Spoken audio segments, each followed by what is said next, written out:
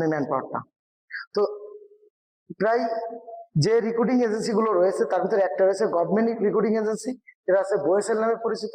সরকারি যে সকল কাজগুলো আসে এই কাজগুলোর মাধ্যমে যেমন আমাদের জর্ডানে যাই, আমরা দক্ষিণ কোরিয়াতে যাই, রাশিয়াতে যাচ্ছে, জাপানে যাচ্ছে, আপনার তারপরে মালয়েশিয়াতে যাচ্ছে, অনেকগুলো রাষ্ট্রে সরকারিভাবে লোক যাচ্ছে। এদের কোনো ব্রুনাইতে যাচ্ছে, এদের কিন্তু ফ্রি, বিমান ভাড়াও ফ্রি।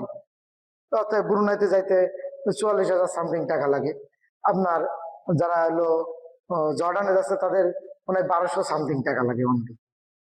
তো এটা হলো সরকারি এজেন্সির মাধ্যমে যাওয়া, যেটা একেবারে সম্পূর্ণ সরকারি তত্ত্বাবধানে পরিচালিত। আর একটা আছে আরএলদারি এজেন্সি, যে সরকারের নিয়ন্ত্রণাধীন। এজেন্সিগুলোর মাধ্যমে যখন যাচ্ছেন তখন কি হচ্ছে যে আপনার এজেন্সির ডাটাবেস ধরে বা তাদের লাইসেন্সে আপনার ম্যান পাওয়ারটা করতেছে, কিন্তু আপনি যখন নিজে ভিসা কালেক্ট